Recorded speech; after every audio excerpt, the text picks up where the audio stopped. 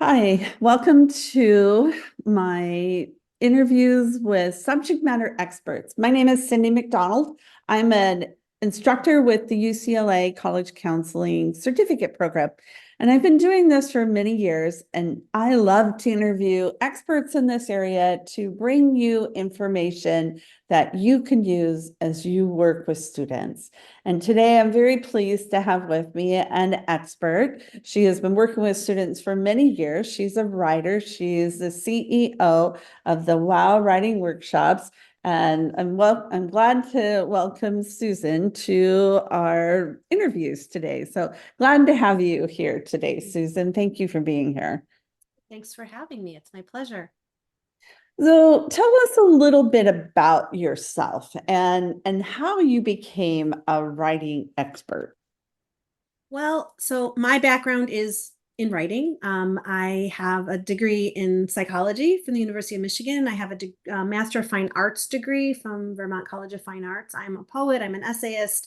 I've been teaching writing now for, oh my goodness, almost 30 years in various forms. So that's where I come. That's where I come from. I have taught writing to students, to adults, and adult students, to children. And I love writing and I love sharing that with other people. My partner in WOW is Kim Lifton, who's a journalist. That's her background. Kim can get a story out of anyone. And so together we created this 10-step method for writing college application essays. We've been doing that together for about 15 years. And it works. We train professionals, we work with students ourselves, we work with our colleagues, students, and we try to stay current with everything. We talk to admissions officers all the time. We are involved with all the different organizations. And it's really a pleasure to be able to speak to your audience, Cyndy, because we have a lot to share and we love to share it.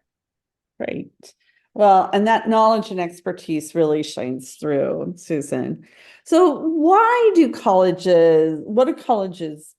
they include essays as part of their application? Let's start with that foundational topic, and then we're going to talk about how to let go of the perfect essay. So, but what is the purpose of the essays? It's to find out qualitative things that they can't find out otherwise. So think about who's creating this application. It's a college or a university. Very good at collecting quantitative data, things you can count, things you can measure, things you can compare easily. What kind of school did you go to? What kind of activities did you participate in? How many years did you take French? Did you play the French horn or the flute? They can measure that. How they use it varies school to school. But then there's the qualitative data. Okay, here's 37 soccer players. They're all captains of their teams. Okay, that's an accomplishment. But what are the characteristics behind each of those soccer team captains? This one was shy, and it's the first time she's ever led anything. This one has been the leader of everything, and he never made it past JV because soccer's so competitive at his school, and he had to learn humility in order to be the captain of the JV team. Very different characteristics. On a list of activities, they both have, I've been playing soccer since I was 4. So that's just one example. The essays offer an opportunity to share who you are beyond what you've accomplished. And one of the first things we teach our students is the difference between accomplishments and characteristics. And once they understand that, the rest of the process is a lot easier. So explain that a little bit more. Mhm. What is the difference between accomplishments and characteristics? So accomplishments are things you've done. So the first step of our process, step 1, is to understand the prompt. What are they asking? And we will show students that they're asking, who are you? So before they even answer the question, I say, what do they already know about you? And students look at me like, what are you talking about? And I say, what else is in your application? I Mhm. have this GPA. I'm involved in these activities. I'm a National Merit Scholar, whatever. What do they already know about you? And some kids write 2 things and some kids write a page. What do they already know about you? And I say, look, they already know these things. You don't need to inform them that you Mhm. live in this neighborhood. You can use the fact that you live in this neighborhood in your essay if you'd like to. You don't need to tell them that you're a tennis champ. They know that. Now, your essays could happen on a tennis court or in a van going to a tournament. But you don't need to tell them. Those are accomplishments, or things about you and where you live is not an accomplishment. But what the grades you've had, the classes you've taken, I want to remind them they already know a lot about you. Then I say characteristics.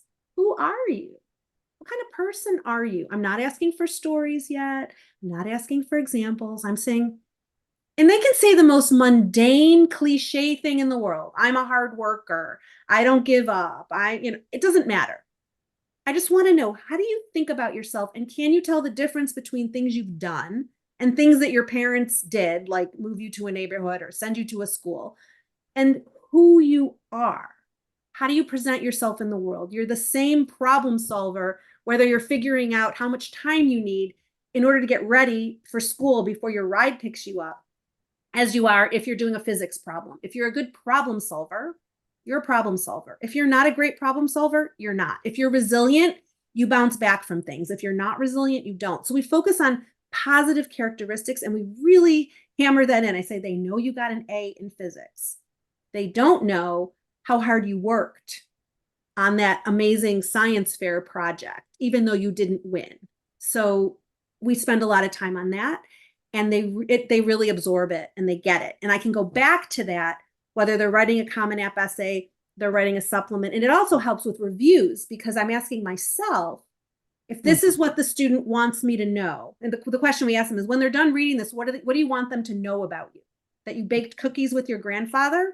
That's not going to help you get into college. But the story about baking cookies with your grandfather, and you ran out of butter and you figured out a substitute, and all the flour spilled on the floor and you didn't cry, and that's a story about you, about problem solving and not getting, defeated. And so once we've figured that out, once that's clear, the essay's probably done. Well, that changes the whole emphasis and the stress that goes with the essay for not only for students, but for counselors or advisors too. So you've mentioned several different things, but what's the difference between once the students get that essay, and we're going to talk about the process, but what's the difference between editing and review? So editing is what typically people dive in and do. Editing is, I want to change that sentence. I don't like that word. I'm going to delete this adjective. Oh, this is a great line. I'm going to just move it up to the top, or I might even rewrite this sentence. That's editing. We don't do that. And we teach folks to not do that. It's our natural inclination. We're adults. I can see things. I can see potential in a student. I can see potential in an essay. And I need to sit on my hands and say, let me imagine. We tell people to do this. What might this look like in 4 years after they finish college? And I think they haven't finished college yet. It doesn't get to be that. I am a professional writer. I edit all sorts of things. I edit things for my business partner. I edit things for my team. I've been a professional speechwriter. I would edit things for executives at big corporations. That's me working for adults. These are children. They're students, they're young adults, but they're children, and it is not my job to edit their work. Review means making observations, making suggestions. And by that, I don't mean you might want to write the sentence this way. That's not a suggestion.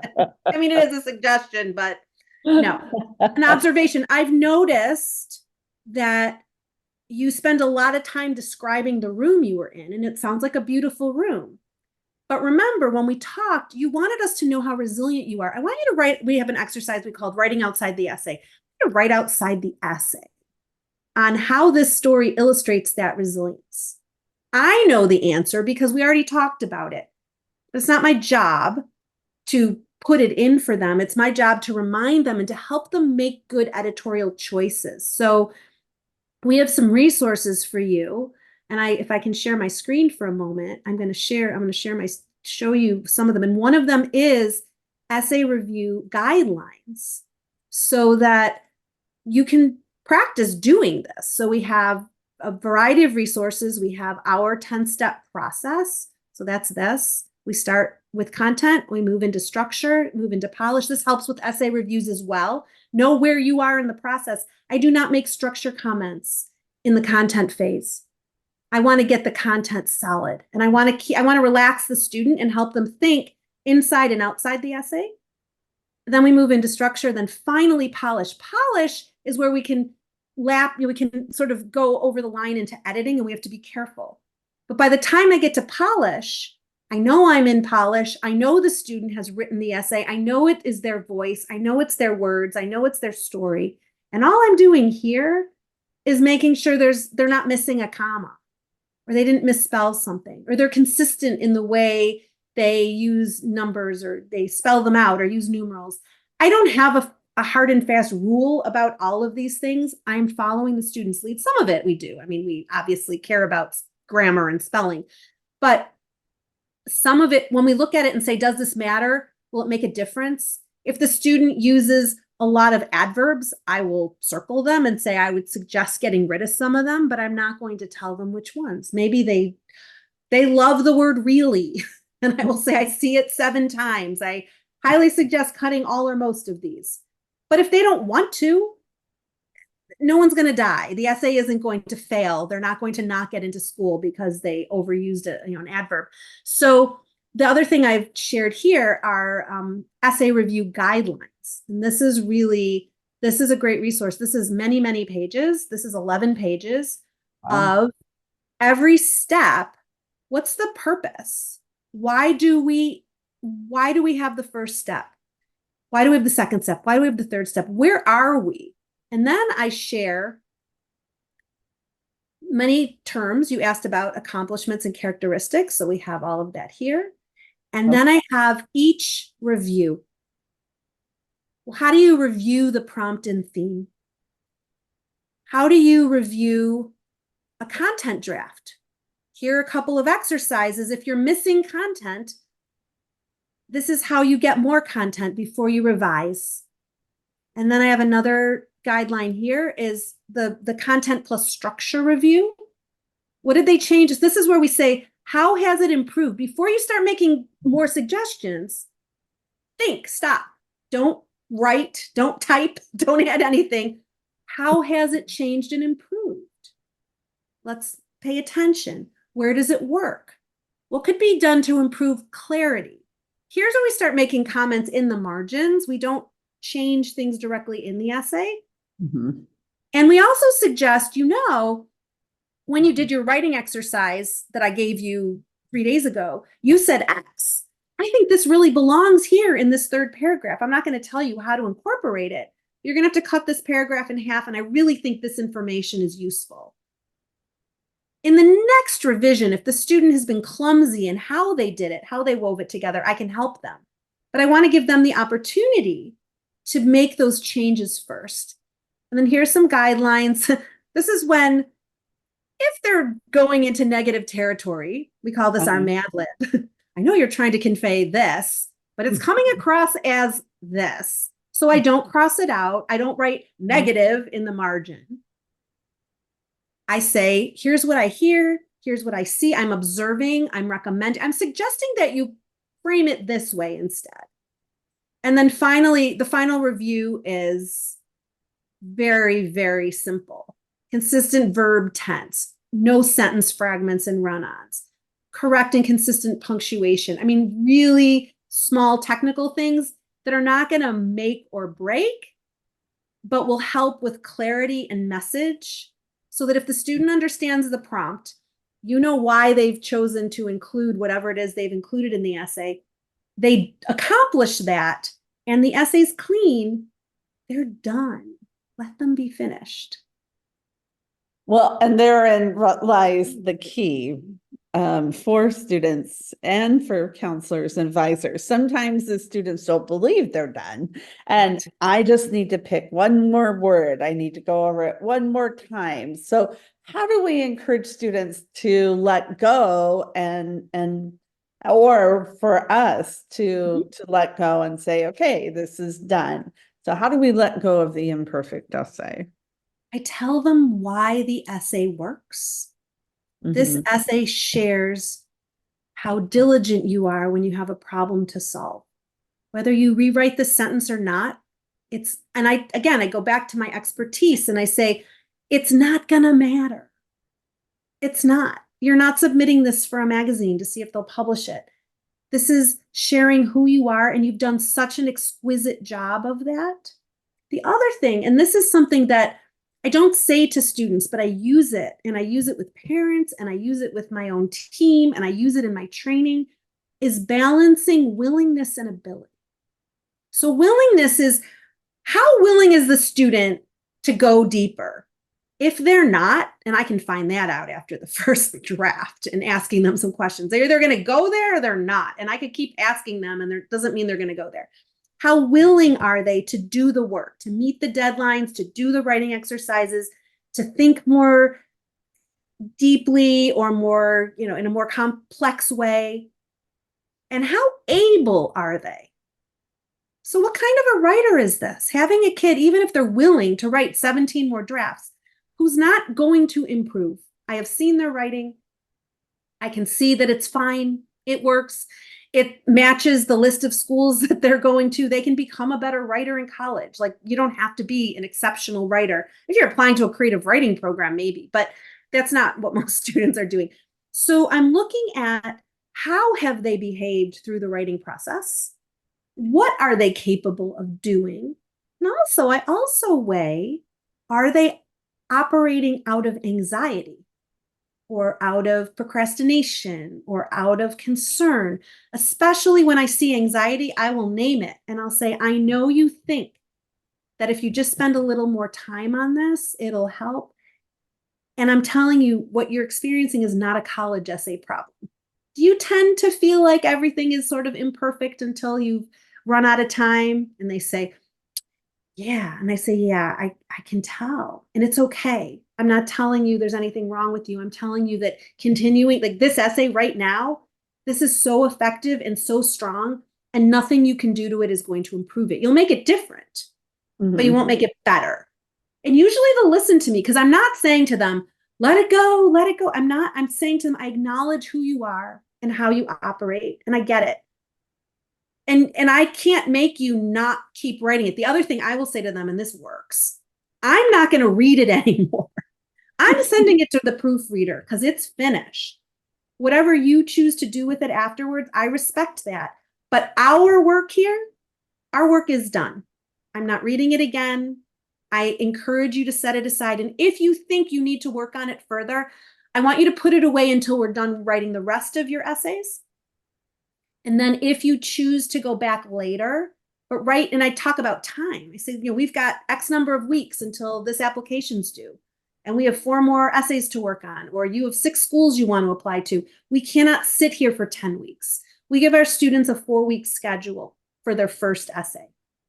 And it works because the assignments are in small chunks. And this is what we teach in our training for professionals as well. Just tiny little chunks. They're manageable. Anyone can do it, any kind of student with any kind of willingness and ability. And when we get through all those exercises, maybe 1 or 2 more drafts, maybe, and then we're finished. So we give ourselves a framework so that we don't get caught up in, well, maybe, that we just did a little bit more. So all of those factors play a role. And what we like to say is that no essay stands alone. An essay is part of an application package. It's not going to vault someone over a wall and get them in. It's not necessarily, unless they write something horrifying, it's not going to keep them out. It can help. It can help in a big way. It's very important. But the essay, not only is the essay part of the application process, the essay is not separate from the student who wrote it. So we don't just look at this as a piece of writing. We look at it as an example from the student who created it, which is why just being a reviewer or sending it to someone else to read at the very end, we highly discourage that. I have colleagues who say, I always send it to my friend so-and-so who read essays for the University of Pennsylvania for 20 years. And I say, that's great, but unless you're going to tell her who this kid is and why they chose this topic and all the things you've been through with them, they're looking at it as an object. And that's risky, because they might say, oh my God, I can't believe they just wrote about, the golf tournament. This is like nothing. And I think this kid like sweat, tears, cried and practically had convulsions to get this thing on the paper. I'm just glad it exists. Don't tell me you don't like the topic. Like we did the best we could. He's applying to Yale. He needs to write something more sophisticated. And I think he's not sophisticated. He's a regular 17-year-old kid. So I really encourage advisors and counselors to think about the student who wrote it and to take their own ego out of it. It's not a demonstration of your skill.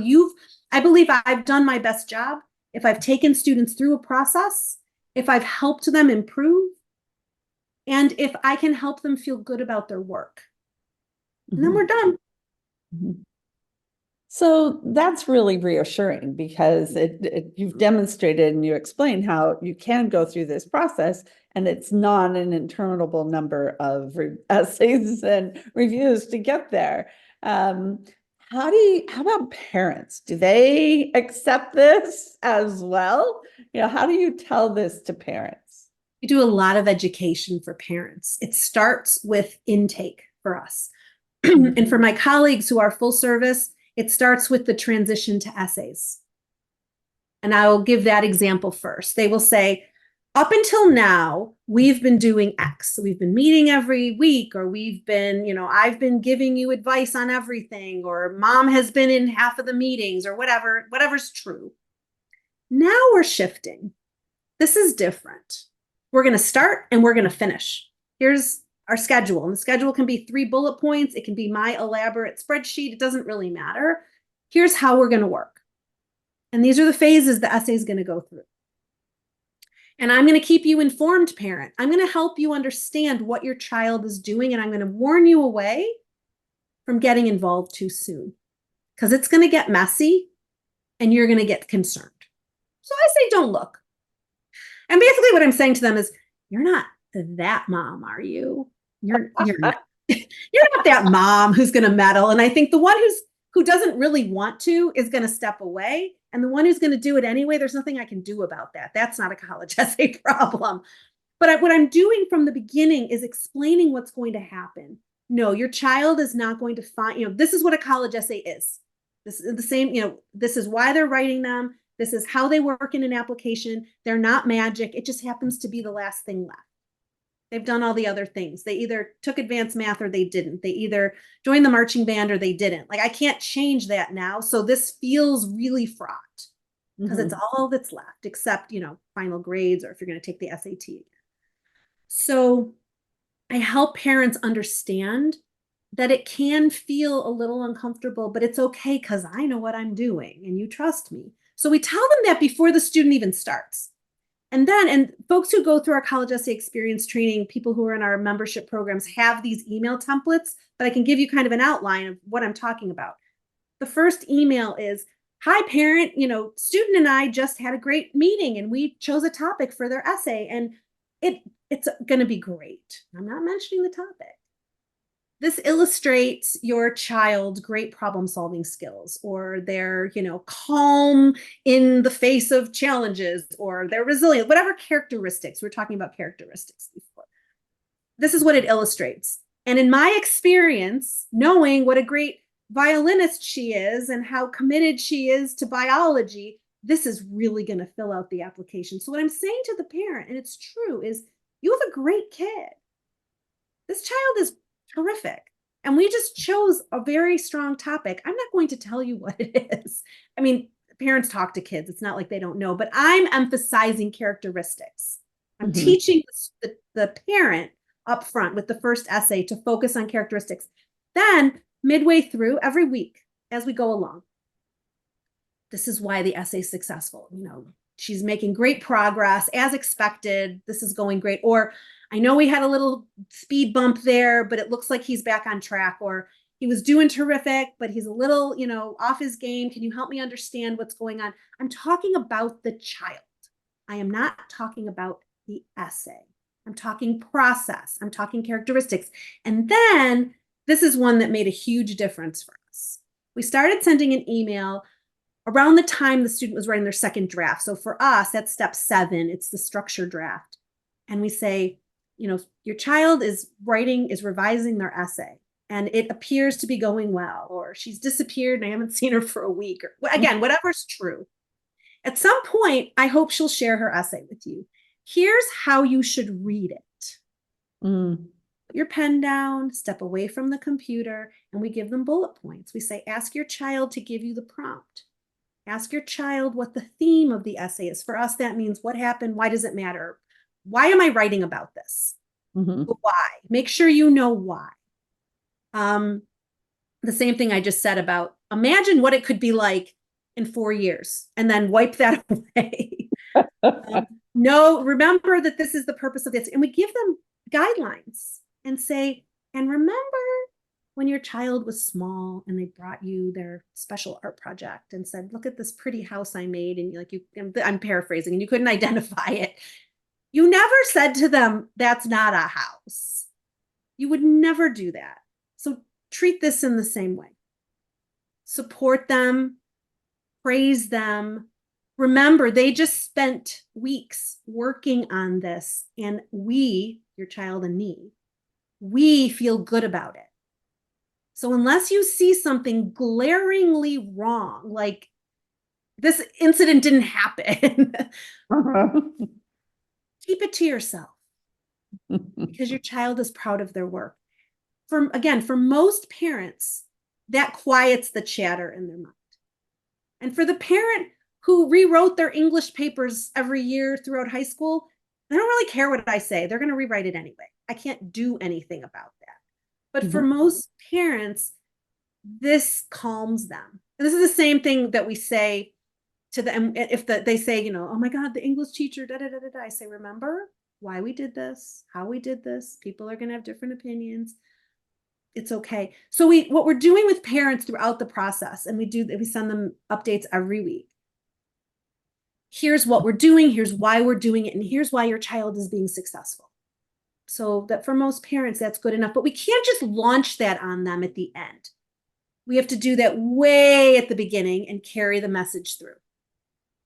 Well, it sounds like that kind of engagement not only is carrying a message about the essay, but the whole process itself, and teaching parents to trust the student and trust the advisor that they're working with. And you've used that word trust quite